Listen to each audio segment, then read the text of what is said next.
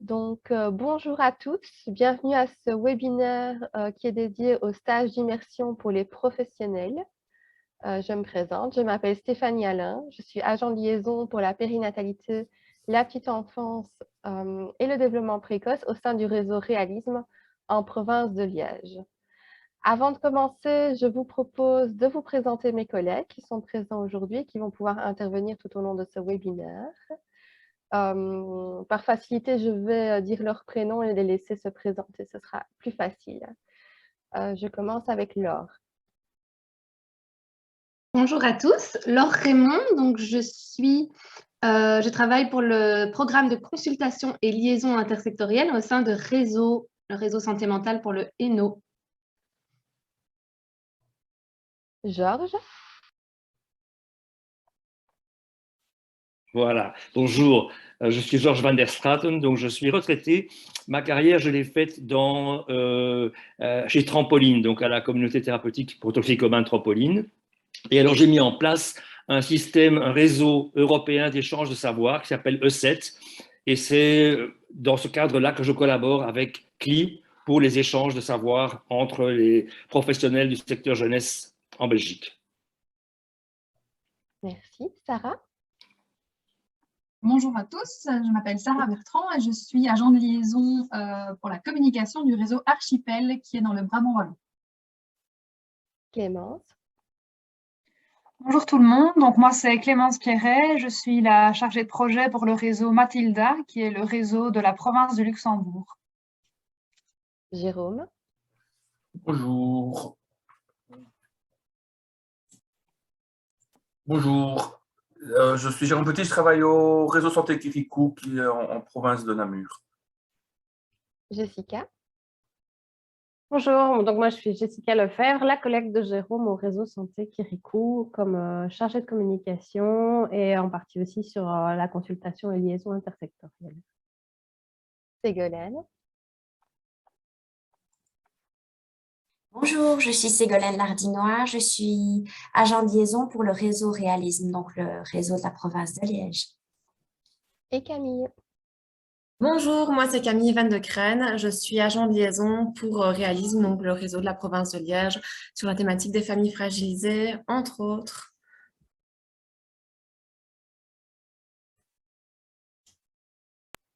Voilà, alors, hop, je vais mettre le PowerPoint pour qu'on puisse commencer. Voilà. Alors, pour commencer, je vais vous présenter un petit peu le programme de la matinée et puis quelques considérations techniques et puis je passerai la parole à mes collègues.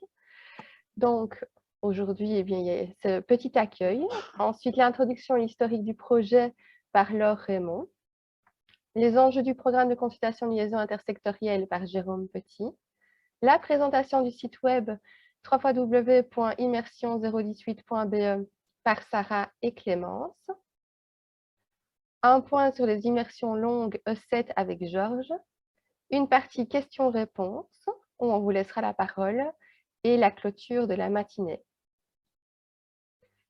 Quelques petites précisions. Donc, vous avez remarqué que vos caméras et vos micros sont coupés, c'est tout à fait normal. Donc, ici, nous sommes dans une formule Zoom webinaire, ce qui permet que les intervenants aient leur caméra et leur micro activés, mais que chez vous, ce soit désactivé, tout simplement pour le confort de tout le monde, vu que nous sommes nombreux. Là, vous êtes déjà une cinquantaine de participants à vous être connectés et ça va probablement augmenter dans les prochaines minutes. Vous pouvez réagir à tout moment via deux onglets, l'onglet discussion et l'onglet Q.R. donc questions-réponses. Donc, n'hésitez vraiment pas à réagir à tout moment pour poser vos questions, faire des commentaires, etc. Soit on posera vos questions en direct, soit alors elles seront toutes rassemblées pendant la session questions-réponses un peu plus tard. Ce webinaire est enregistré pour rediffusion. Donc, si vous souhaitez le revoir par la suite, le transmettre à vos collègues, ou si tout simplement vous devez partir un peu plus tôt, il ne faut pas vous tracasser.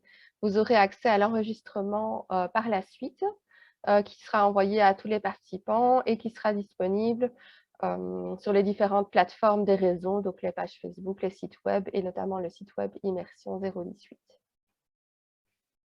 Voilà, alors pour commencer, je vais céder la parole à Laure qui va vous faire l'introduction historique du projet. Rebonjour à tous. J'ai bien activé mon micro, c'est bon. Alors, je ne vais pas être longue. Je vais juste retracer parce que le projet des immersions CLI et 7, vous en avez sans doute déjà entendu parler. Ça fait très longtemps, enfin, vous avez peut-être déjà entendu parler. Ça fait très longtemps qu'on a démarré ce projet tout doucement. Donc, en 2018, peu après la mise en place des programmes de liaison et consultation intersectorielle, on a très vite trouvé un intérêt de promouvoir les échanges entre travailleurs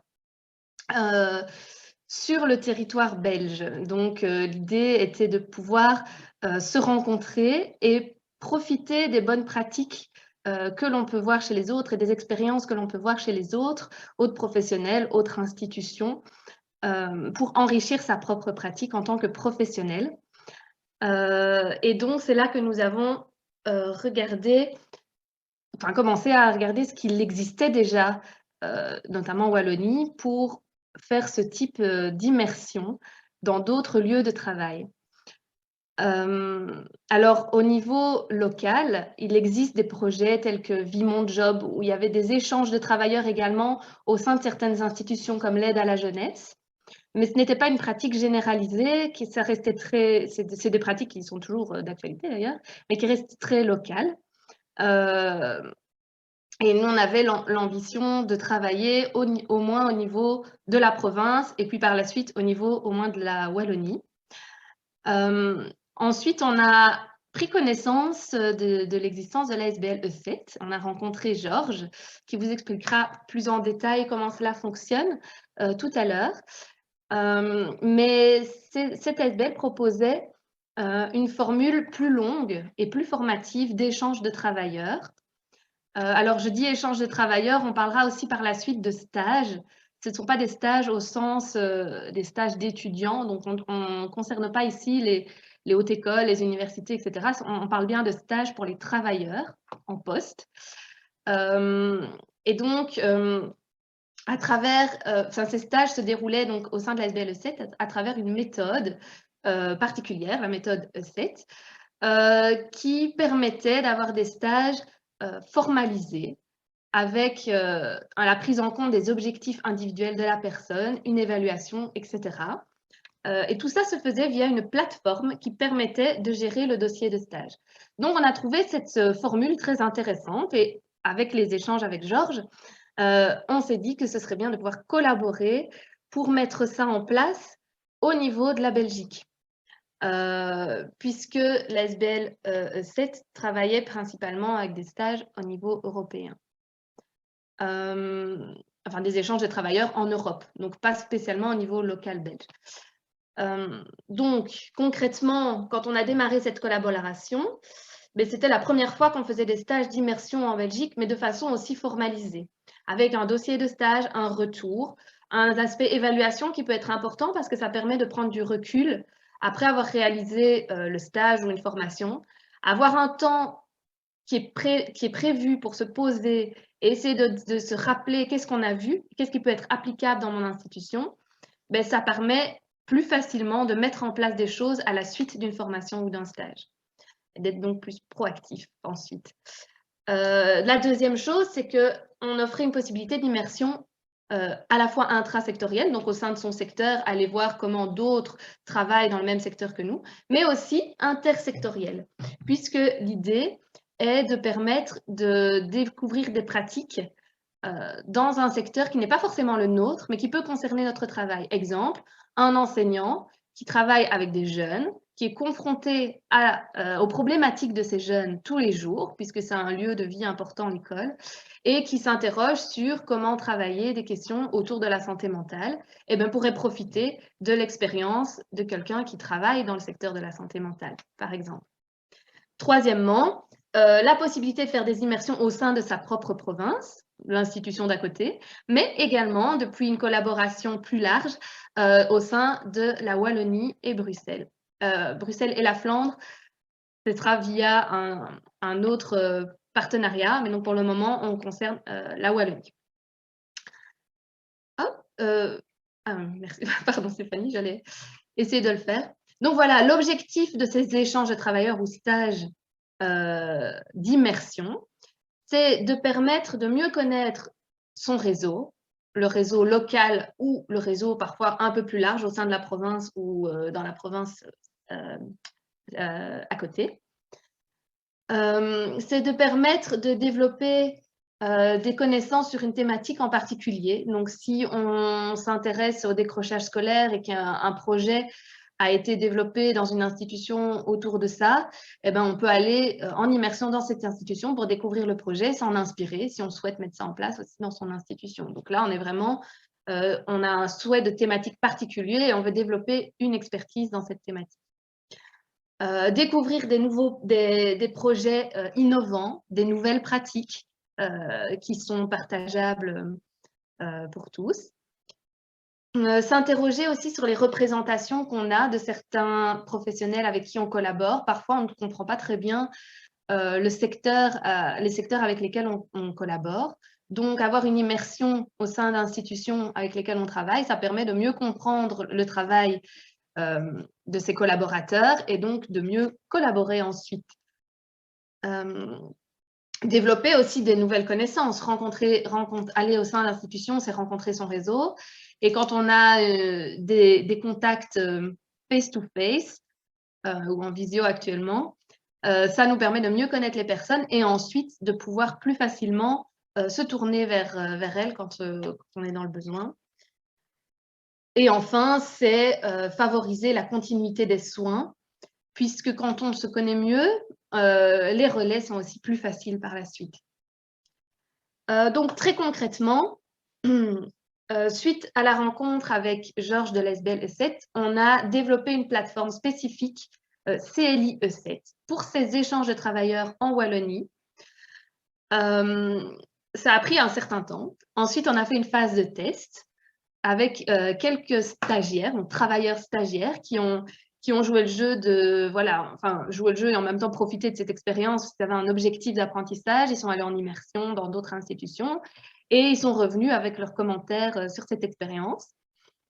On a également pu rencontrer les réseaux de Bruxelles et les réseaux de Flandre qui ont mis en place une expérience similaire, mais avec des stages de plus courte durée, de la formule, pour ceux qui connaissent, qui ressemble plus à Vie Mon Job, avec un programme préétabli dans lequel on choisit des choix de stage et ensuite, pendant un créneau spécifique, par exemple le mois de juin, les stages sont réalisés, ils sont attribués et puis la personne va en stage. Donc, c'est plus court aussi. De la phase de test, on a eu des retours comme quoi la procédure de stage sur la plateforme pouvait être complexe quand on fait un stage de courte durée d'une demi-journée ou d'une journée dans un objectif qui est plus de rencontre et de découverte d'une institution plutôt que dans un objectif d'apprentissage d'une bonne pratique. Et donc, suite à cela, à ces rencontres, on a décidé de mettre en place des adaptations. Et donc, il y a maintenant deux formules. Une formule qui est moins lourde administrativement, bien que le dossier de stage a quand même été très simplifié. Mais la première formule, c'est la formule des stages d'immersion découverte. Et donc, cette formule, ce sont des stages de courte durée, d'une demi-journée à une journée, que Sarah va vous expliquer juste après, avec Clémence. Et on a l'autre formule qui reste, et qui est toujours applicable, c'est la formule avec la plateforme CLI E7, sur laquelle on peut faire un dossier de stage qui est dans ce cas-là individualisé et qui permet de faire un stage de plus longue durée. Et ça, c'est Georges qui va vous le présenter après Sarah. Donc, vous allez avoir tous les détails sur ces deux formules maintenant. Enfin, un peu plus tard. Voilà, merci à tous. N'hésitez pas à poser vos questions au fur et à mesure dans Q et R, comme le disait Stéphanie, si je n'ai pas été claire. Merci Laure. On cède la parole maintenant à Jérôme. Merci Stéphanie. Donc, dans le prolongement de ce que Laure vient de vous expliquer, peut-être rappeler que les réseaux de la nouvelle politique en santé mentale sont issus du guide qui nous organise depuis 2015. que dans le cadre des réseaux de la nouvelle politique en santé mentale pour enfants et adolescents, il y a différents programmes d'activité. Donc, les plus connus sont effectivement ceux qui ont trait aux équipes mobiles, mais il y a aussi des dispositifs de case management. Depuis 1 an, les psychologues de première ligne qui sont en cours d'être réformés. Il y aura plus d'infos ici en 2022. Et ce qui nous réunit aujourd'hui, les programmes de consultation et liaison intersectorielle. Alors, au niveau des programmes de consultation et de liaison intersectorielle, ce qu'on résume parfois par l'acronyme CLI, c'est principalement basé sur l'échange et la valorisation de l'expertise qui sont présents chez les partenaires du réseau, quel que soit le secteur dans lequel la personne est ancrée. Et c'est le point de départ par lequel on peut accompagner et améliorer les trajectoires de soins. Et donc, il y a différentes manières pour pouvoir apprendre à travailler ensemble. Donc, il y a les manières plus classiques autour de groupes de travail, de journées d'études, de formation de base. Et il nous a semblé nécessaire de pouvoir mettre en place quelque chose qui nous paraît relativement innovant, de faire un apprentissage par l'immersion chez les autres, avec tous les objectifs que Laure vient de vous expliquer. Et donc, effectivement, cette procédure d'immersion dont on va vous parler toute la matinée est quelque chose qui est assez rapide à mettre en place, qui ne coûte pas très, très cher parce que c'est simplement de l'entraide et un accueil réciproque qui peut être organisé. Et donc, on y croit beaucoup dans cette formule qui permet d'améliorer le travail ensemble et l'interconnaissance entre nous au bénéfice des patients, des jeunes et des adolescents, des enfants avec lesquels on est amené à travailler. Alors, je vais donner maintenant la parole à la personne suivante pour aller au cœur de cette matinée, qui est la présentation de ce nouvel outil, le site Immersion 018. Voilà, donc j'arrête le partage d'écran pour permettre à Sarah de vous présenter le site. Merci Stéphanie. Voilà, je partage le site. Voilà, donc bienvenue sur la nouvelle plateforme Immersion 018, qui est dédiée aux immersions professionnelles dans un service ou une institution qui travaille avec les jeunes de 0 à 23 ans. Suite au retour de notre phase de test, on a voulu créer un site qui soit attractif et surtout facile et rapide, parce que c'était le retour principal qu'on avait de toutes ces démarches administratives pour un stage d'une courte durée, donc ce stage découverte. On a voulu qu'il soit facile tant forcément pour les hôtes que pour les stagiaires. L'avantage de ce site, c'est qu'on a facilement la main dessus et donc il peut être amené à évoluer d'année en année. Donc n'hésitez pas, si vous avez des commentaires, des retours suite à votre expérience, voilà, à nous donner votre retour pour qu'il puisse être amélioré. Vous verrez en fait qu'ici, on a l'opportunité de découvrir une institution en mai 2022. On a vraiment mis cette période pour la réalisation du stage et donc pour cette édition en fait 2022, mais donc il y aura des éditions suivantes et justement tout ça pour être amélioré et évoluer d'édition en édition. Alors, je vais parcourir du coup avec vous les différentes pages du site où on explique voilà, sur la page d'accueil ce qu'est ce projet, pour qui il est, dans quel but et comment, voilà, comment faire tout ça. Le site est déjà en ligne, donc vous pourrez taper immersion018.be plus tard, comme ça vous pourrez le lire tranquillement et le découvrir à votre aise. Les différentes étapes en fait de ce projet pour cette émission 2022. On commence par l'inscription des hôtes, donc on va essayer de recueillir justement les hôtes potentiels, donc qui accepteraient d'accueillir des stagiaires au sein de leur institution ou au sein de leur service. Et ça, c'est vraiment pendant une période donnée, donc jusqu'au 28 janvier 2022, où vous aurez la possibilité d'inscrire votre institution et votre service. D'écrire aussi voilà, l'activité qui sera proposée, les dates à laquelle vous êtes disponible et, pour accueillir un stagiaire. Donc ça, on le verra un petit peu plus tard. Après cette première étape, on a l'inscription des stagiaires. Donc, une fois qu'on aura vraiment listé tous les hôtes potentiels et qui acceptent d'accueillir des stagiaires, ces stagiaires, ou en tout cas ces personnes intéressées, pourront découvrir ce catalogue d'hôtes dans lesquels ils pourraient éventuellement réaliser un stage. Donc ça, cette inscription se fera entre le 14 février et le 11 mars. Et donc, les stagiaires pourront indiquer vraiment le nom de l'institution dans un formulaire dans lequel, voilà, le nom de l'institution dans laquelle ils souhaiteraient réaliser un stage. Ensuite, les assistants provinciaux, et donc c'est dans chaque province, il y a un responsable de ce projet, vont essayer de matcher justement les hôtes et les stagiaires pour la réalisation du stage. Ça, c'est une période entre le 14 et le 25 mars. Ensuite, forcément, on prendra contact avec l'hôte et le stagiaire pour la réalisation du stage au mois de mai. Et alors, ce projet se termine par une petite évaluation, tant de l'hôte que le stagiaire, pour savoir un petit peu comment ça s'est passé, comment cette expérience s'est déroulée, tant au niveau du stage en tant que tel, mais au niveau de l'organisation. Et nous, ça va nous permettre, pour l'édition suivante, d'éventuellement s'améliorer. On continue donc du coup sur la page d'accueil avec différents endroits qui nous redirigent pour aller s'inscrire comme hôte, pour s'inscrire comme stagiaire, pour découvrir les institutions. On a des témoignages qui sont issus de l'expérience E7 et après on espère pouvoir recueillir vos témoignages à vous et pouvoir les diffuser sur notre site. Voilà, différentes informations justement pour parler aussi de cette immersion longue. Et alors, un petit point questions-réponses. Voilà, donc ça, c'est sur la page d'accueil. Ensuite, je vous parlais d'un catalogue des hôtes. Forcément, il n'est pas encore très rempli, mais je vous ai montré quelques hôtes à titre d'exemple. On a ici une petite barre de recherche avec les différentes catégories qu'on peut sélectionner, les différentes provinces. Et alors, on aura un résultat des hôtes ici. Voilà, je vous ai mis ici exemple 1, Kirikou, Archipel, avec le secteur ou la catégorie dans laquelle il se trouve, ainsi que la province, pour avoir une vue rapide. Et en cliquant dessus, on obtient vraiment toutes les informations qui sont liées à l'hôte. Donc, voilà, pour y réaliser un stage, donc ce serait dans le secteur de la communication. La personne de contact, voilà, ce serait moi. On a l'adresse, on a les coordonnées. Et alors, on a plus d'informations par rapport à l'offre en tant que telle. Et donc, qu'est-ce que je pourrais faire pendant ce stage? Ce serait participer à une réunion d'équipe.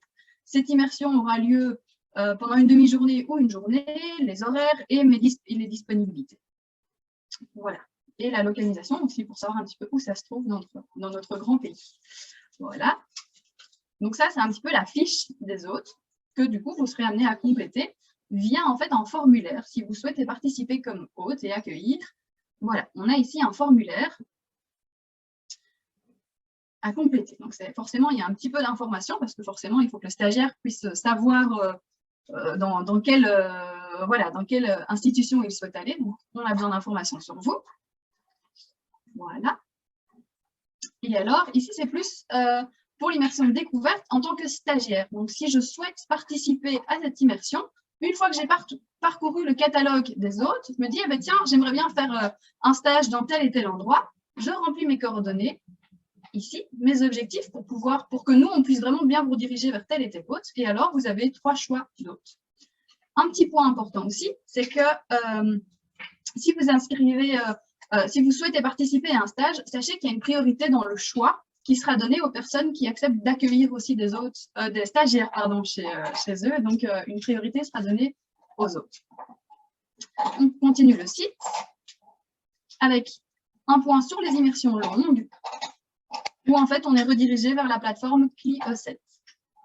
Voilà, avec de nouveau les différentes étapes de cette formule d'immersion longue. Voilà. On continue le site avec un petit mot sur le projet CLI, donc consultation et liaison intersectorielle, où vous retrouvez les différents réseaux en fait qui participent à ce projet. Ensuite, on retrouve une FAQ pour toutes différentes questions qu'on peut se poser avant l'immersion, pendant l'immersion. Voilà, si vous avez d'autres questions, évidemment, en lien vers la page contact. Et alors, on a trouvé qu'une petite page trucs et astuces pourrait vous aider, tant pour le stagiaire que pour l'hôte. De nouveau, des petites choses à savoir avant l'immersion, pendant et même après l'immersion. Donc là, c'est surtout pour témoigner de votre expérience, pour que ce stage se déroule au mieux. Mais bien sûr, voilà, on peut retrouver toutes nos coordonnées sur la page contact en fonction des différentes provinces dans lesquelles vous vous trouvez. Voilà le petit tour de ce site web. J'espère que qu'il répond à nos attentes, qui étaient d'avoir un site qui était très clair, très facile. Excuse-moi, Sarah. Oui. En fait, je voudrais vraiment être sûre d'avoir bien compris. Donc, moi, je suis une institution et je souhaite proposer une activité au sein de ma structure, donc pour accueillir un professionnel stagiaire. Donc, comment est-ce que je dois faire alors pour m'inscrire comme hôte? Voilà, alors il y a différentes façons, en tout cas différents endroits qui vont diriger voilà, à la même page. Donc, on retrouve sur le site « S'inscrire comme hôte » ou alors directement ici, via le menu « S'inscrire comme hôte ». Il y a un petit formulaire à compléter ici. Je vais réactualiser la page. Hop. Voilà, il y a le petit formulaire qui est à compléter ici. Et en fait, chaque assistant provincial va recevoir le formulaire en fonction de la province dans laquelle tu viens. Par exemple, si tu es un hôte du Brabant Wallon, tu coches Brabant Wallon, et alors la responsable du Brabant Wallon, c'est moi, donc je vais recevoir ce mail avec toutes les informations que je vais pouvoir ajouter sur le site. Et ensuite, ton institution hôte va se trouver parmi les autres dans le catalogue « Découvrir les autres ». D'accord. Ça, c'est pour la partie hôte.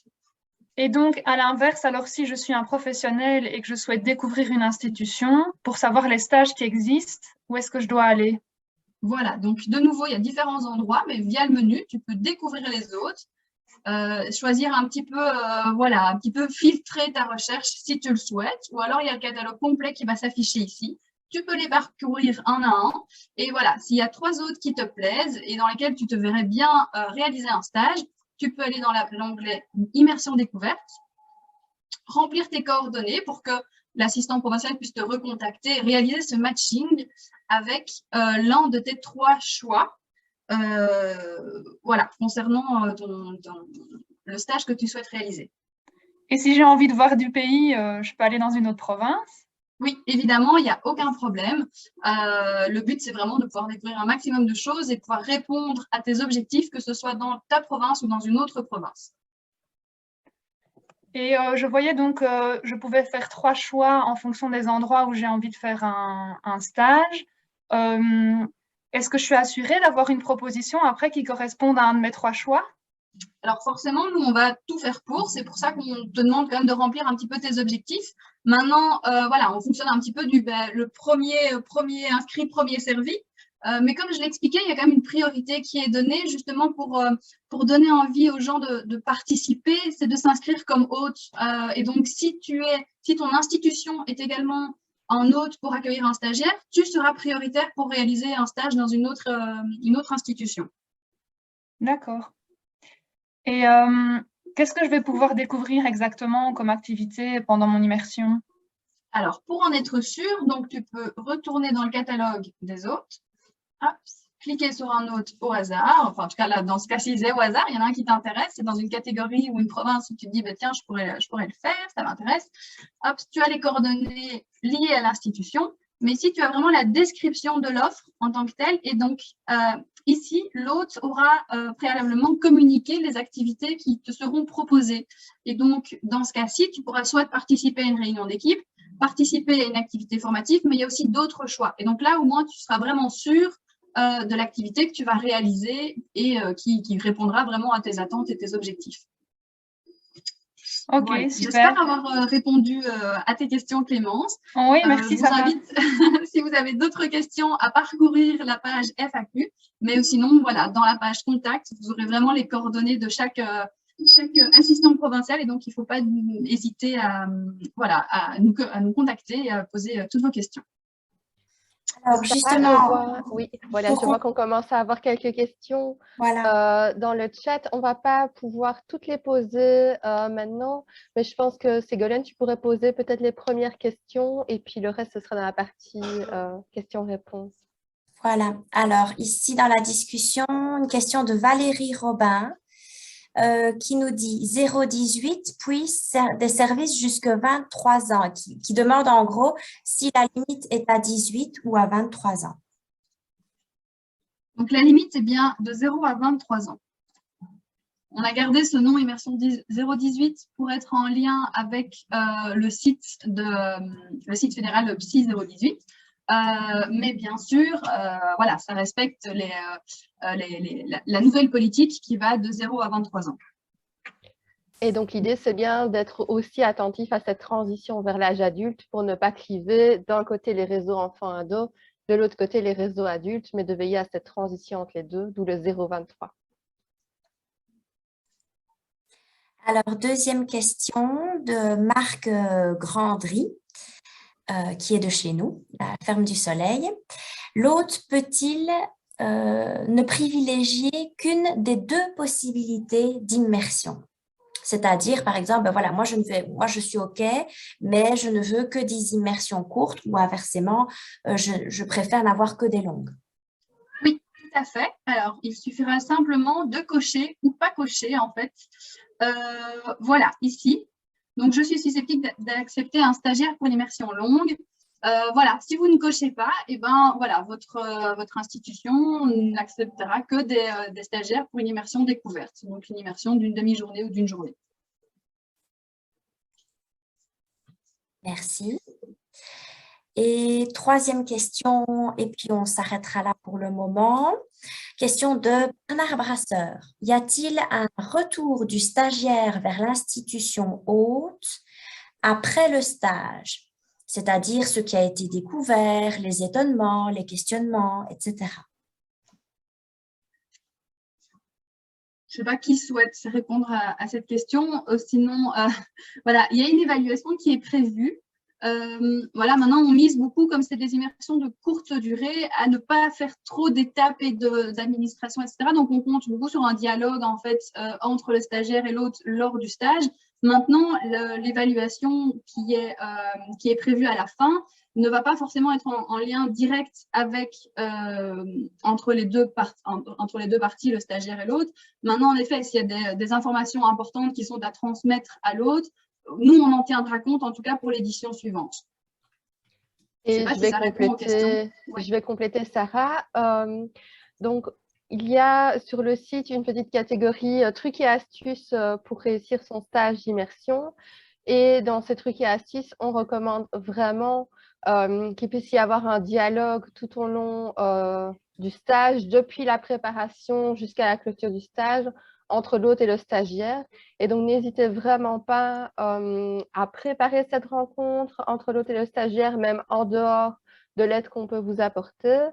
Et à la fin de votre journée de stage, n'hésitez pas, en tant que stagiaire, à faire un retour à l'hôte sur comment ça s'est passé pour vous, ce que vous en retirez, et inversement, puisque l'idée, ce n'est pas uniquement que le stagiaire vienne chercher quelque chose chez l'autre, mais qu'il puisse y avoir une rencontre, un partage à ce moment-là. Donc, il n'y aura pas quelque chose de formalisé. On ne va pas demander au stagiaire de faire un compte rendu à l'hôte de manière formalisée, mais c'est des échanges qui peuvent se faire de manière tout à fait informelle. Et si l'hôte est en demande d'avoir un retour de la part du stagiaire, qu'il n'hésite pas à le contacter directement par la suite. Voilà.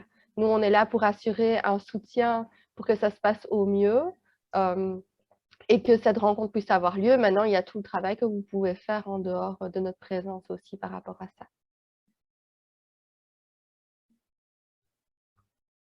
Voilà.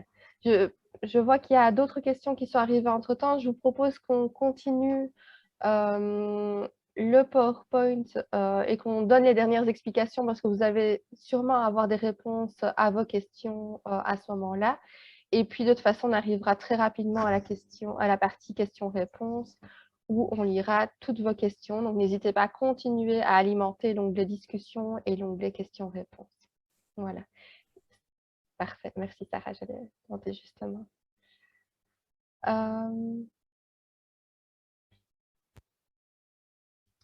Voilà.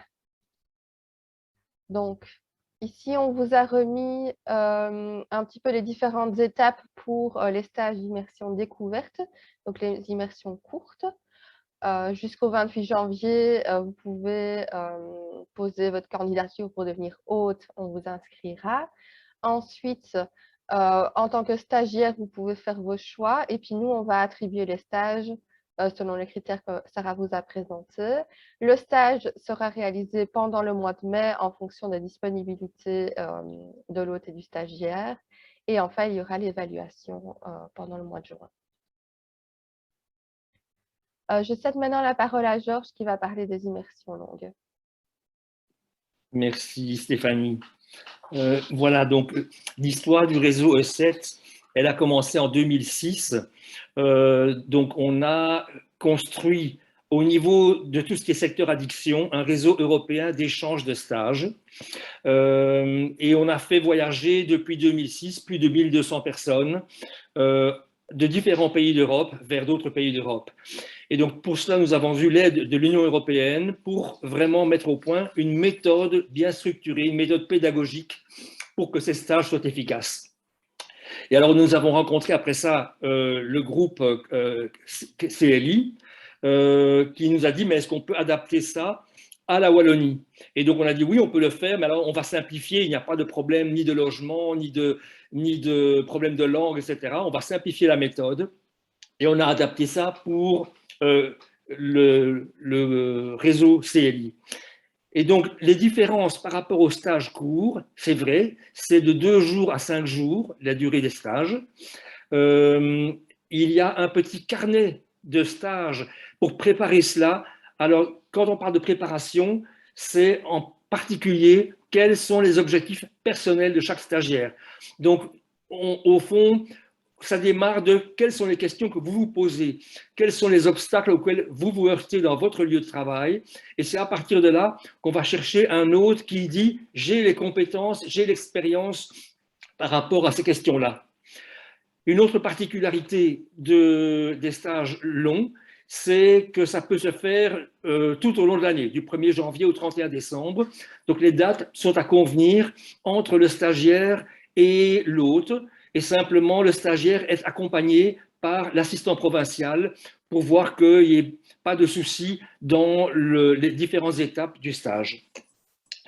Il y a, au niveau des hôtes, on peut déjà voir parmi les hôtes qui se sont déclarés pour les stages courts, mais on a également des hôtes dans la base de données E7 en Belgique, où on peut également adresser la demande.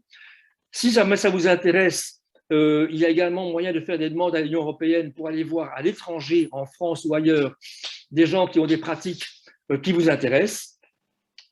Et alors, l'idée aussi dans les stages longs, c'est que la personne puisse rédiger une bonne pratique. Ce n'est pas obligatoire, mais c'est encouragé. C'est que pendant les 2 ou 5 jours qu'on passe chez l'hôte, on puisse identifier une pratique qu'on trouve intéressante. Et peut-être que l'autre lui-même ne se rend pas compte que cette pratique est originale. Donc, il ne l'a pas écrite, mais c'est le stagiaire qui va rédiger en 1 page et demie ce qu'il a vu sur base d'une vingtaine de questions. Et ça peut être alors validé et rentré dans une base de données de bonnes pratiques. Et alors, à ce moment-là, on peut petit à petit, au fil des années, faire un référentiel de métier avec des bonnes pratiques observées par les différents stagiaires chez les différents hôtes. Voilà, je pense que j'ai… Ah oui, simplement aussi, comme dans le stage long, même si 2 jours, ce n'est pas très long, mais comme c'est très bien préparé avec des objectifs personnels et donc un planning personnalisé fait par l'hôte, au fond, on rentre vraiment dans une approche plus formative, apprentissage. Et donc là, au bout de chaque stage long, le stagiaire reçoit un certificat comme quoi il a fait ce stage et il peut cumuler les certificats au fil des années. Voilà, peut-être qu'on peut voir maintenant les pages du… Ah oui, ça c'est la petite vidéo. Oui, on va mettre d'abord la petite vidéo et puis on mettra les pages du site. D'accord, très bien. Parfait.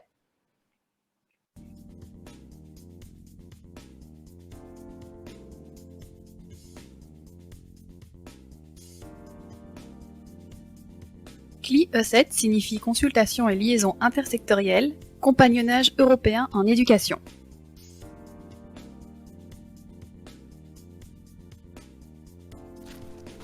Le compagnonnage est une méthode d'apprentissage par la visite de confrères et par l'échange de pratiques ayant fait leurs preuves. Les acteurs principaux de ces rencontres sont les stagiaires. Ils définissent leur objectif d'apprentissage, choisissent leurs hôtes et les pratiques qu'ils veulent rapporter. Il s'agit d'un partage de savoir où chacun est à son tour dans un rôle d'expert et d'apprenant.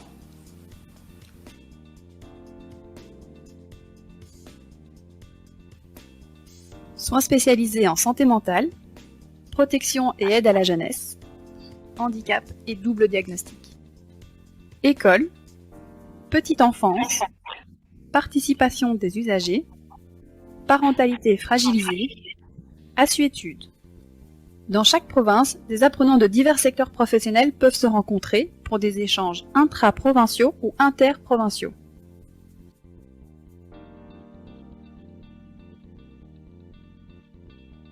La liste des organisations membres, les bonnes pratiques et le dossier de stage sont sur une plateforme e-learning accessible via www.e7.eu dans l'onglet CLI E7. Il suffira de demander votre login.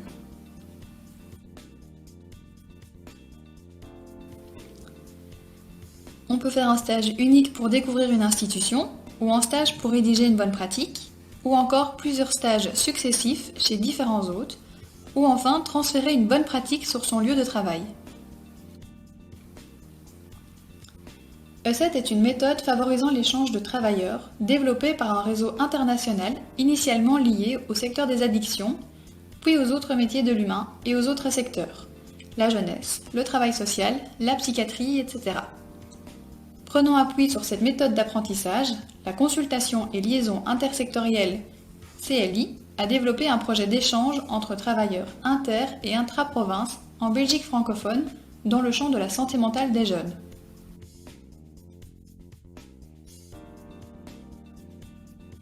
La force de la méthode, c'est d'apprendre par différents canaux.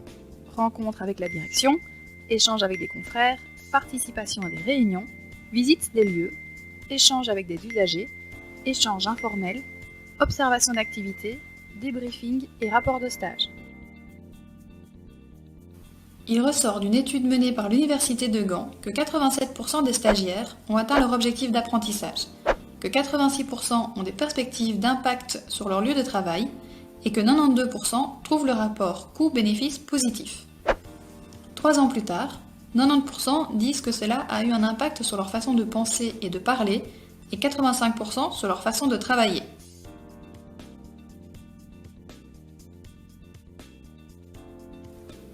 La méthode E7 a obtenu 6 premiers prix dans 4 pays en Europe. La Belgique, la République tchèque, la Pologne et en Grande-Bretagne.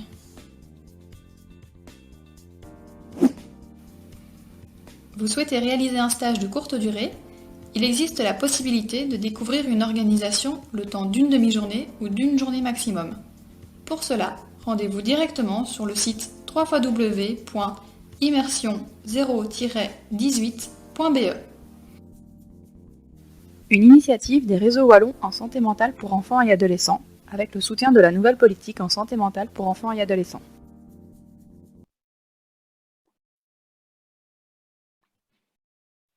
Voilà. Nous allons pouvoir passer aux pages. Georges, est-ce que tu veux présenter? Oui, voilà. Donc, au fond, pour les immersions longues, vous ne faites pas votre carnet de stage, je dirais, sur le site Immersion 018, et vous allez être renvoyé vers une plateforme e-learning E7. Donc là, vous êtes sur le site E7, vous allez sur l'onglet CLI E7, et alors vous verrez en dessous de la photo, peut-être moyen de voir plus bas, il y a de l'information sur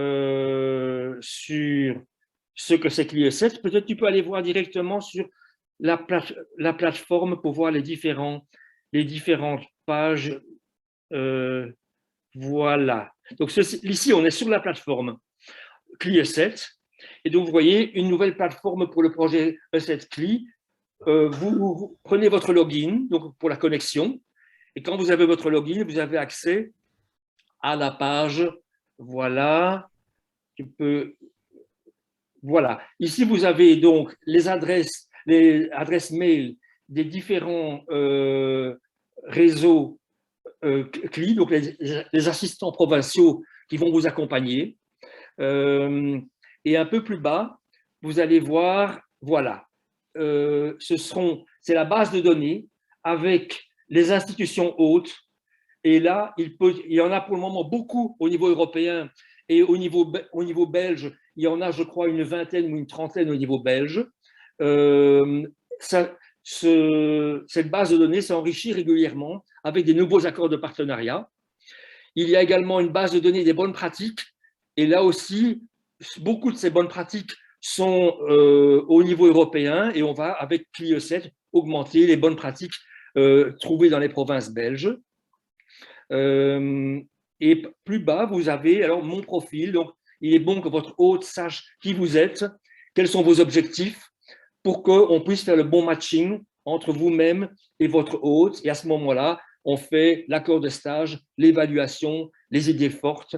Ce sont les différentes pages du carnet de stage. Voilà. Pour ma part, je pense que j'ai terminé. Oui, merci beaucoup.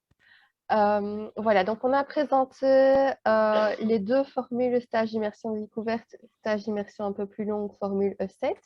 Je vous propose maintenant qu'on passe à la partie questions-réponses et que donc on puisse peut-être relayer vos questions. Ségolène, je te laisse la parole et on va tous tenter d'y répondre. Voilà. Alors, première question de Mathilde Perrard qui travaille à l'AMO Interaction et qui nous demande si les autres ne seraient que des services de santé mentale. Je peux Vas-y, Jérôme. Merci Ségolène, merci pour la question. Donc on est bien dans le cadre des activités des réseaux de la nouvelle politique en santé mentale qui sont des réseaux intersectoriels. Et donc l'idée est de pouvoir effectivement faire des immersions dans différents secteurs. Et donc rien n'empêche que des institutions qui relèvent de l'enseignement, de l'aide à la jeunesse, de la VIC, puissent éventuellement se proposer comme hôtes et accueillir des professionnels d'autres secteurs. Et donc, ce n'est pas exclusivement les services de soins spécialisés qui sont hôtes ou qui seront envoyeurs de stagiaires. L'idée est d'être bien plus large. Si je peux ajouter une petite précision, donc certains hôtes, par exemple, dans le secteur scolaire, si je prends l'exemple que tu prenais, Jérôme, il y a des enseignants qui mettent en place des groupes de parole, par exemple, pour les jeunes, de façon hebdomadaire, par exemple. Groupe de parole à viser des résolutions de problèmes de conflits entre jeunes, etc. Et bien ça, c'est dans le champ très large de la santé mentale. Donc, c'est une bonne pratique qui peut faire l'objet d'une découverte dans les immersions de mai, par exemple. Donc, ce sont des pratiques qui concernent les enfants et les jeunes et leur bien-être en général. Et ce, dans tous les secteurs. Pas uniquement le secteur de la santé mentale qui s'ouvre aux autres professionnels. N'hésitez pas si jamais ce n'est pas clair. Si vous me permettez, je peux peut-être partager du coup le formulaire sur notre site. Hop, je repasse en partage. Voilà, donc ça, c'est le formulaire quand on s'inscrit comme hôte. Je ne l'ai pas parcouru en détail parce que il est quand même assez conséquent pour essayer d'être bien détaillé. Mais du coup, ici, on peut vraiment cocher une ou plusieurs voilà, petites sections, on va dire, liées au public ou liées à l'expertise. Et donc, on voit ici qu'on a droit et justice, périnatalité, voilà, TDAH, logement, tout ce qui est lié à travail et emploi, etc. Donc, on a vraiment essayé de couvrir un maximum, mais si la catégorie de votre institution ne s'y trouve pas, il y a évidemment la possibilité de laisser voilà, ce détail, cette information dans la partie autre. Voilà, j'espère que ça a pu compléter la réponse. Je veux juste préciser quelque chose. Quand je dis bonne pratique autour du bien-être, mais ça peut aussi être des bonnes pratiques. Voilà, quelqu'un de la santé mentale qui voudrait aller en SPJ ou dans le secteur judiciaire pour découvrir comment on fonctionne au niveau judiciaire, ça peut aussi être une bonne pratique qui peut être découverte. On peut aussi aller découvrir ces équipes-là et rencontrer ces équipes-là, même s'il n'y a pas un projet spécifique sur la santé mentale. Donc voilà, c'est très large. Merci. Deuxième question ici de Cathy, je n'en sais pas plus. Bonjour, très beau projet, merci Cathy. Comment cela se passe-t-il au niveau des heures que l'on fait dans une autre institution? Sont-elles comptabilisées dans notre institution, que ce soit dans une immersion courte ou longue? Donc une question très pratico-pratique ici. Oui. Donc là, on peut peut-être réexpliquer qu'on est parti d'un dispositif de formation continue et donc il faut référer à vos propres règles institutionnelles sur une participation à une journée d'études. Si vous avez l'autorisation de participer à une journée d'études, comment elle est comptabilisée chez vous? Donc là, si vous allez faire une immersion d'une demi-journée ou d'une journée, c'est à en référer avec votre employeur actuel. C'est d'ailleurs pour ça que le dispositif est réservé à des professionnels qui sont au travail dans une institution parce que c'est un élément qui est important pour une autre question qu'il va rappeler tout à l'heure sur la question des assurances. Merci Jérôme. Alors, ensuite, une question de notre collègue Étienne Jouaret, qui est agent de liaison dans le Brabant wallon, qui nous demande, dans le formulaire d'inscription, la région de Bruxelles ne semblait pas concernée. Ne faudrait-il pas ouvrir à des institutions bruxelloises ou alors elles peuvent s'inscrire comme hôtes mais pas envoyer des participants? Donc, peut-être continuer avec mes collègues. Et je complète juste, il demande aussi quid des institutions en Flandre, voilà, dans la foulée. Donc, comme on l'a dit rapidement à l'introduction, il existe un dispositif de découverte en région bruxelloise et aussi en Flandre. Donc, on vient compléter le dispositif. Et la question des échanges entre régions dans notre pays avec des entités fédérées qui sont parfois compliquées est à construire. Donc, c'est une question qu'on va devoir poursuivre et continuer à réfléchir. Alors, ce que je peux rajouter au niveau des immersions longues, c'est que pour E7, donc, on accepte toujours de faire le lien avec les institutions proposées par le stagiaire.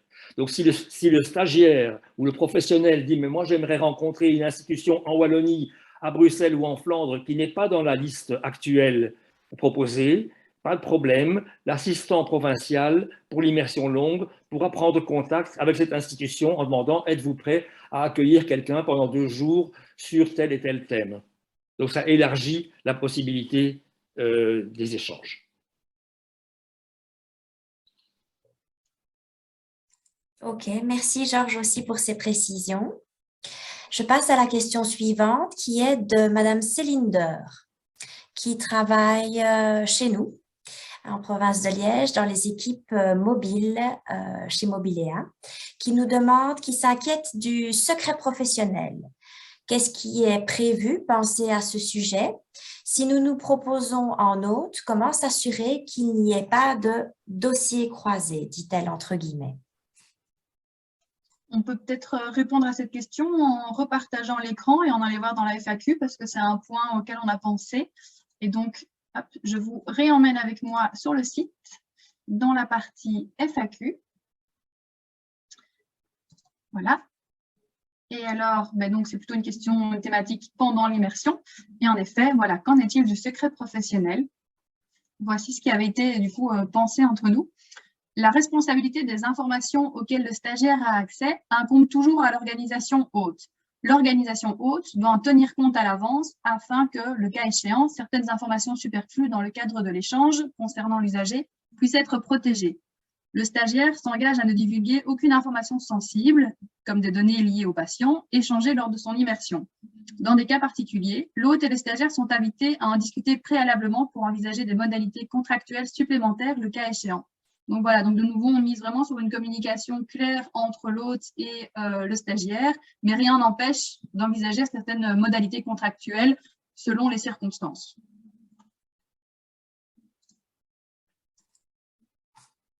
Super, merci Sarah.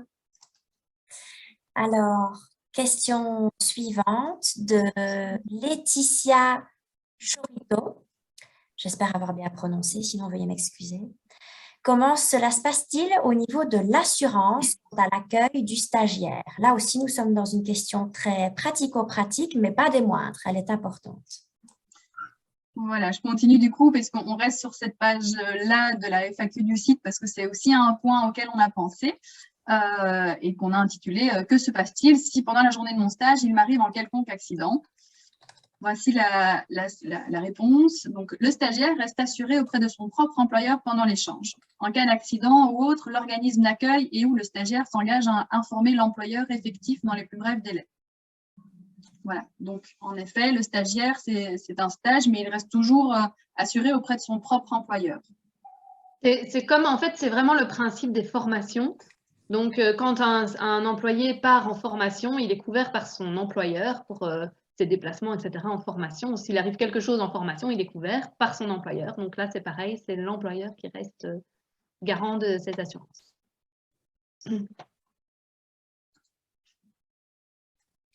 Je voulais juste ajouter quelque chose par rapport au dossier croisé. Si jamais il y a des bénéficiaires qui sont pris en charge, alors dans les stages, la formule découverte, il n'y a pas forcément de rencontre des bénéficiaires. Ça peut être des visites des lieux, rencontres de l'équipe. Il n'y a pas forcément d'infos qui sont… c'est à l'institution hôte de dire qu'est-ce qu'elle va proposer. Et on n'est pas obligé de proposer une activité avec les bénéficiaires ou une réunion où des informations sur les bénéficiaires sont divulguées. Voilà, on peut aussi… Et dans le cas des immersions plus longues, effectivement, c'est discuté auparavant et il y a ce principe de secret professionnel qui est présent. Voilà, merci pour cette précision, Laure. Je pense qu'il y avait une ou l'autre question autour de la déontologie et du secret professionnel. Je pense que nous avons répondu à la question que j'ai sous les yeux qui est de Odile, du SDJ. Odile, si ce n'est pas le cas, ou si vous avez encore besoin d'autres précisions, n'hésitez pas à le signaler alors dans le chat. Sinon, je considère qu'on a répondu, en tout cas en bonne partie, à votre question.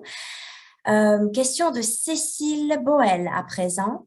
Bonjour, est-ce que les stages sont uniquement destinés aux professionnels? Est-ce que les étudiants du secondaire, du supérieur peuvent participer? Qui a envie de… Je peux, moi, répondre au moins pour la partie immersion longue. Dans notre expérience, les hôtes ouvrent volontiers leurs portes à des confrères qui ont de l'expérience. Quand ce sont des personnes qui n'ont pas d'expérience professionnelle, c'est un autre type de stage qui est possible alors. Mais donc, pour E7 immersion longue, on n'envoie que des confrères qui ont déjà de l'expérience. Pour les stages de durée courte, je ne sais pas quel est le choix de CLI. Et du coup, pour immersion 018, donc pour les immersions courtes, c'est vraiment destiné aux professionnels. Hein. Comme on l'expliquait, c'est un peu au même titre qu'une formation, donc c'est exclusivement destiné aux professionnels et donc pas aux étudiants ni aux élèves. Donc c'est la même chose, oui. Voilà, merci. Voilà, je fais le retour qu'au niveau des questions autour du secret professionnel et de la déontologie, je pense qu'on a pas mal apporté d'informations à ce sujet.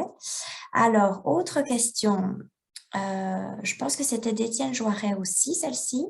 Le secteur judiciaire, c'est-à-dire parquet, tribunal de la jeunesse et ou de la famille, par exemple, est-il aussi sensibilisé, invité à participer? Mais du coup, voilà. Je donnais justement un exemple tout à l'heure avec le secteur judiciaire qui pouvait tout à fait être hôte et accueillir des personnes de son secteur ou d'autres secteurs pour découvrir aussi comment fonctionne le système judiciaire. Ça fait partie aussi des choses qui vont aider la collaboration et le travail ensemble en réseau. Voilà, comme j'avais montré, il suffisait de cocher. Je pense que c'est droit et justice. Il y a une catégorie comme ça, il suffit de cocher. Donc, il n'y a aucun problème pour ça. Ok. Alors, question de Marc Grandry, donc, qui est directeur de la Ferme du Soleil en province de Liège. La terminologie bonne pratique induit un peu une échelle de valeur, me semble-t-il. L'intérêt des stages n'est-il pas, attendez, pardon, j'ai perdu ma phrase, n'est-il pas plutôt de s'enrichir d'une pratique différente de la nôtre? La question de savoir si elle est bonne ou pas n'est-elle pas une autre dimension? Et c'est vrai que suscite souvent beaucoup de réactions en général. Donc, du côté E7, on appelle bonne pratique quelque chose qui est considéré comme bon par la personne qui pratique cette pratique-là. Elle la pratique parce qu'elle la considère comme bonne. Elle est considérée comme bonne par un stagiaire qui dit ben ça mérite d'être rédigé. Et après ça, quand il y a validation, cette pratique est considérée comme intéressante pour le métier, également par les personnes qui vont valider la bonne pratique. Maintenant, évidemment, au départ, on peut parler d'échange de pratiques, mais quand elle est rédigée, je pense qu'effectivement, ça doit être au moins une pratique intéressante, jugée bonne pour être rédigée. Et donc, l'idée aussi, Ici- c'est qu'on n'est pas là pour apposer un petit label validé par les réseaux santé mentale enfant-ado ou pas validé. On n'est pas là pour porter un jugement de valeur sur ce que vous faites et dire tel service travaille bien et tel autre ne travaille pas bien. C'est vraiment pas ça l'idée.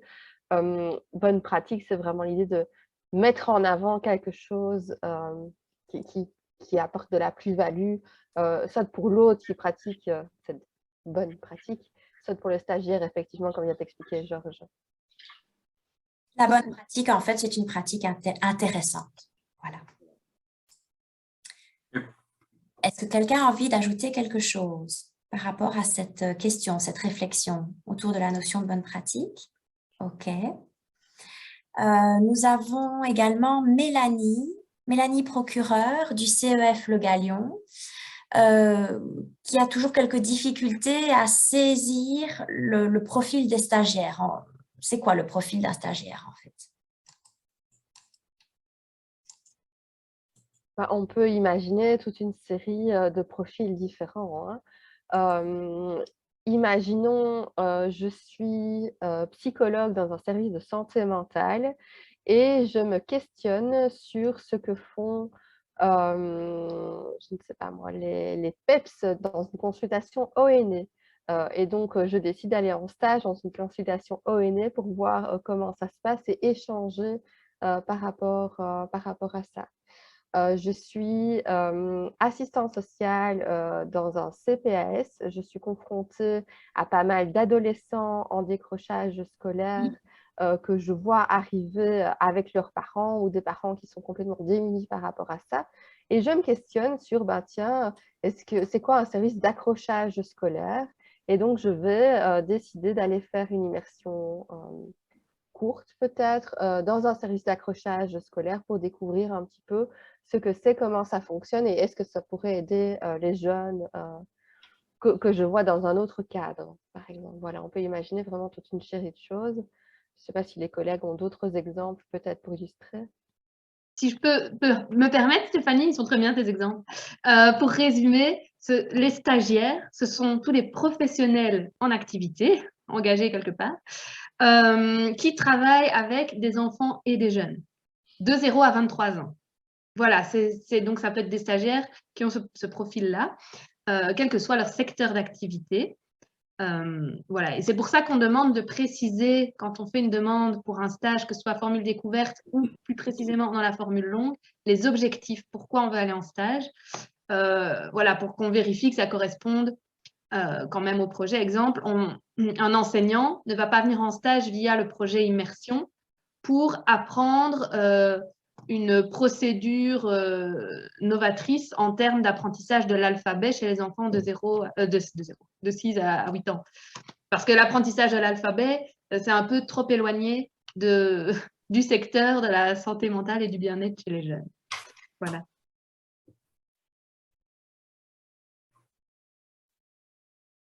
Bien que ça reste très intéressant dans un autre contexte. Et alors, est-ce que tu avais vu encore une question passer, tu m'as dit? J'avais vu passer dans le fil de discussion une question qui demandait en quoi consiste un stage pour un jeune entre 0 et 15 ans. Alors, je ne sais pas si j'avais bien compris cette question, mais donc ce ne sont pas des stages pour les jeunes, ce sont des stages pour les professionnels. Donc, il n'y a pas de stage pour les jeunes de 0 à 23 ans, à moins que ce soit une personne de 23 ans qui travaille. Ce n'est pas considéré comme un jeune ou comme un bénéficiaire.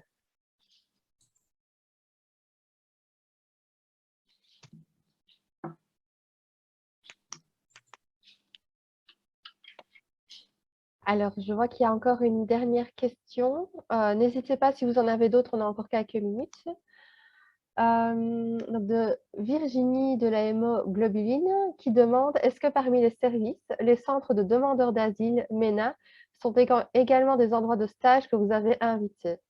Donc, en ce qui concerne l'invitation, de notre côté, elle est très large. C'est pour ça qu'on fait ce webinaire d'information, pour vous informer que des stages d'immersion sont possibles et que vous pouvez vous inscrire en tant qu'hôte et ou en tant que stagiaire. Donc, n'hésitez pas à diffuser l'information de votre côté. Dans les catégories qui étaient présentes sur le site, je pense que les MENA sont indiquées. on pourrait vérifier.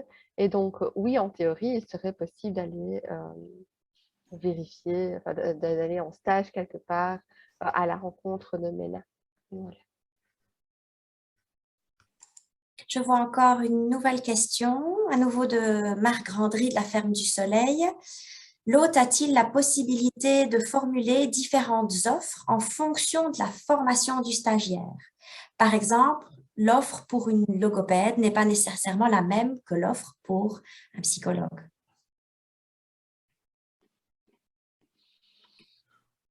Donc, dans le cas des immersions longues, effectivement, on demande aux candidats stagiaires de faire un bref CV pour que l'autre sache qui il accueille, une personne qui a déjà 20 ans d'expérience ou une personne qui n'a que 1 ou 2 expériences et de quel métier. Et donc, l'autre fait alors un planning en fonction des objectifs et du profil du stagiaire. Je ne sais pas, Sarah, est-ce que c'est pareil pour les immersions courtes? Alors, j'avoue que j'ai du mal à saisir la question, en fait. Je peux t'aider, Sarah, si tu veux. Oui, parce que ça fait 3 fois que je la en lis. fait, si ce sont des stages courts, là, c'est une offre plus généraliste. Donc, ça ne va pas être en une demi-journée ou une journée, ça va plus être des rencontres d'équipe, rencontres de locaux, les missions, les actions globales du professionnel ou de l'institution. Mais ça ne va pas être... enfin, quoi que ça pourrait être une bonne pratique en particulier, ça pourrait être ça, au fond. Par exemple, pendant cette demi-journée, je vous propose de découvrir le projet pour l'accrochage scolaire, ça peut être très précis, mais c'est défini à l'avance. Donc, si c'est une logopède ou un psychologue ou autre qui s'inscrit, ben, il regarde le programme et il regarde si ça correspond à un objectif qui l'intéresse dans sa formation. Donc, si c'est, par exemple, le projet accrochage scolaire, ben, est-ce que la logopède, ça l'intéresse? Peut-être oui. Est-ce que l'infirmière, elle, dans l'hôpital général, c'était pas ça son objectif, donc alors elle va pas s'inscrire. Parce que là, le programme est défini à l'avance. Mais effectivement, si on veut adapter les objectifs aux stagiaires, là, on s'inscrit comme hôte dans de plus longue durée, dans les stages de plus longue durée sur la plateforme CLIE7. Et là, là, ça va être en fonction des objectifs du stagiaire. Nous, on va vous contacter et voir si vous pouvez répondre aux objectifs avec un programme spécifique en fonction de la demande. Et alors, j'ajoute que vous pouvez vous inscrire comme hôte CLIE7 pour les immersions longues, sans forcément vous inscrire sur le programme de la formule découverte de mai 2022. Donc, on peut s'inscrire à l'un ou à l'autre indépendamment.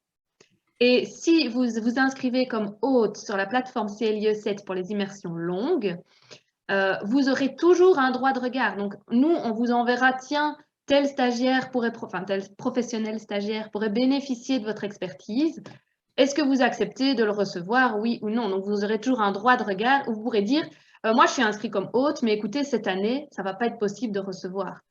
Vous pouvez rester sur la liste des hôtes et à un moment donné, nous envoyer un petit mail, cette année, ça ne sera pas possible. Ou s'il y a une demande, nous répondre, cette année, ce n'est pas possible, mais on peut envisager ça pour l'année prochaine. Il y aura toujours, c'est vraiment une adaptation tant aux objectifs du stagiaire qu'aux possibilités de l'hôte sur la plateforme. Donc, voilà. Comme ça, j'ai précisé un petit peu les différences. Je voulais juste compléter aussi sur le fait qu'en tant que hôte potentiel, vous avez la possibilité de remplir plusieurs fois le formulaire. Je m'explique. Certains d'entre vous ont des missions hyper spécifiques et dans votre institution, il n'y a qu'une mission qui est développée. Par contre, on sait qu'il y a d'autres services institutions qui ont des branches. Si on prend par exemple le centre Alpha en province de Liège qui est spécialisé en assuétude, ils vont pouvoir s'adresser à des adolescents qui consomment des produits, mais ils ont aussi un service qui est Alpha Parentalité. On pourrait imaginer, je ne les propose pas, mais on pourrait imaginer que le centre Alpha remplisse 2 fois le formulaire hôte, une fois avec sa branche qui s'adresse plus à des jeunes, une fois avec sa branche qui s'adresse plus à Alpha Parentalité.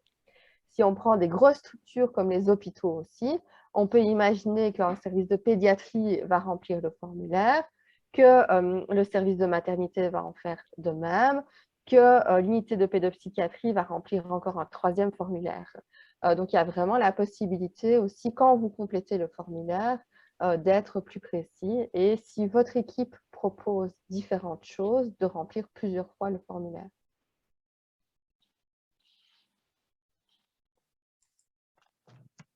Ok, merci pour ces infos. Et donc, nous avons ici Laetitia Chauveau qui nous repose une question et qui nous demande si on peut réaliser un stage court et un stage long sur la même année.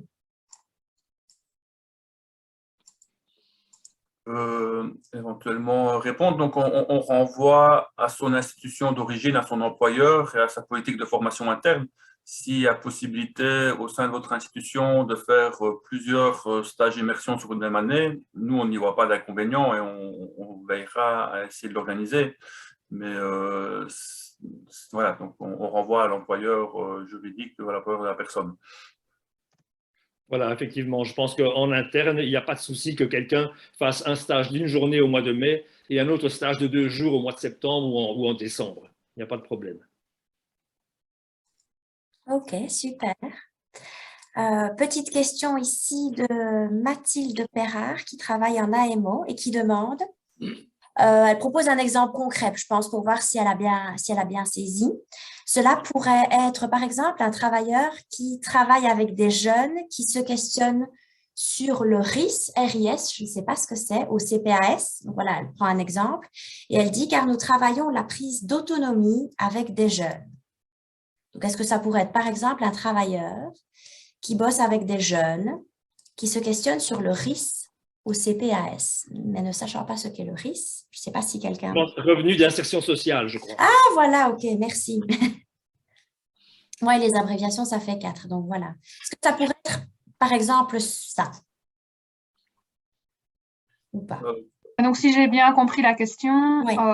donc ça pourrait être tout à fait un travailleur d'AMO si un CPS propose le fait de pouvoir recevoir une journée un stagiaire. Le travailleur d'AMO pourrait aller en stage dans un CPS sur la question du RIS. Maintenant, il faudra qu'il regarde dans le catalogue de formation pour voir s'il y a un stage qui correspond à ses attentes à ce niveau-là. Ou alors faire la demande pour un stage plus long. Dans ce cas-là, on peut voir avec lui pour trouver un autre qui corresponde à sa demande. Ok, merci. En espérant avoir répondu à la question de Mathilde Perrard. Sinon, Mathilde Perrard, n'hésitez pas à reformuler votre question ou redemander des précisions. Alors, je regarde si d'autres questions sont arrivées entre-temps. Je n'en vois pas d'autres.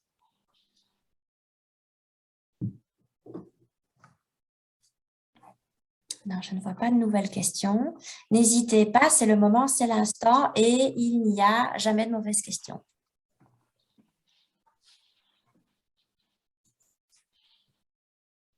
Alors, voici, non. Alors, ici, c'est un étonnement de Marie-Jeanne. Bravo pour votre projet qui induit la culture de l'étonnement. Voici donc mon étonnement quant à la présentation. D'accord, un étonnement sur la manière de nous exprimer qui est peu inclusive au niveau féminin, masculin. Vous parlez du stagiaire, des confrères, des candidats. Merci Marie-Jeanne, nous essaierons d'être attentifs à cette réflexion pour une prochaine fois. Y a-t-il d'autres questions, réflexions, d'autres étonnements, pourquoi pas? Sinon, nous restons tous, bien évidemment, disponibles dans les jours, dans les semaines, dans les mois qui suivent pour répondre à toutes vos questions qui se présenteraient en cours de route ou si vous souhaitez aller trouver votre employeur, comme certains ici justement dans le chat l'ont dit, qui ont l'air très très motivés à aller trouver de ce pas leur employeur pour lancer des démarches. Voilà, d'autres questions peuvent subvenir évidemment lorsque vous serez, je vais dire concrètement, dans les démarches. Voilà. Le site est du coup déjà en ligne, donc n'hésitez pas à parcourir la section FAQ. Ou sinon, la page contact, là, vous avez vraiment toutes les coordonnées des assistants provinciaux et donc je suis sûre qu'on répondra. En tout cas, on essaiera de répondre du mieux possible à vos questions. Parle de contact, Sarah, j'en profite. Donc, vous allez peut-être vous demander à quel assistant provincial vous devez vous adresser. Alors, à certains endroits, en fait, vos infos sont automatiquement envoyées au bon assistant provincial.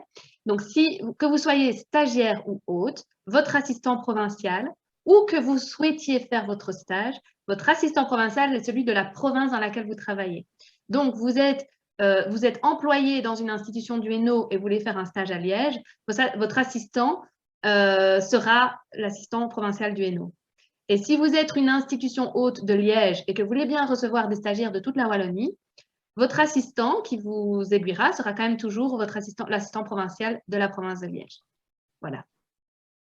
Merci pour cette précision.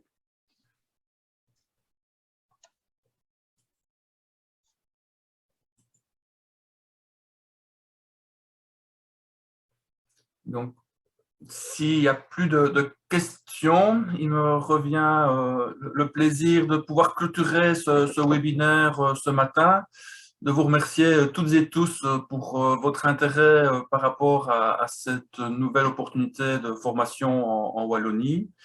Attirer votre attention sur le fait que on est au début du processus de communication et qu'on a besoin de toutes et tous pour pouvoir être un peu les ambassadeurs du projet et faire connaître le dispositif autour de vous. Et donc, on vous invite à pouvoir en discuter et à réfléchir dans vos services, dans vos secteurs, à pouvoir proposer des stages qui pourront être réalisés au mois de mai, parce que la première étape pour pouvoir offrir un maximum de lieux de formation en 2022, c'est d'ores et déjà de réfléchir qu'est-ce que vous pourrez proposer dans votre institution à des personnes qui vous viendraient découvrir pendant une demi-journée et une journée. Et donc, on vous invite réellement à pouvoir faire ce travail-là, parce que on ne pourra offrir des stages de découverte que pour autant l'ensemble des secteurs se mobilisent par rapport à ça. Et donc, comme ça vous a été expliqué juste maintenant, on reste à votre disposition pour toute suggestion et questions à l'avenir. Et on vous souhaite une très bonne journée et à bientôt. Voilà, et avant de nous quitter, n'hésitez pas à nous laisser un petit mot dans le chat avec un retour sur comment ce webinaire s'est passé pour vous. Ça fait toujours plaisir d'avoir un retour de votre part vu que vos micros sont éteints. Et puis alors, nous vous laissons quitter ce webinaire à votre aise. Merci beaucoup pour votre participation. Merci à tous.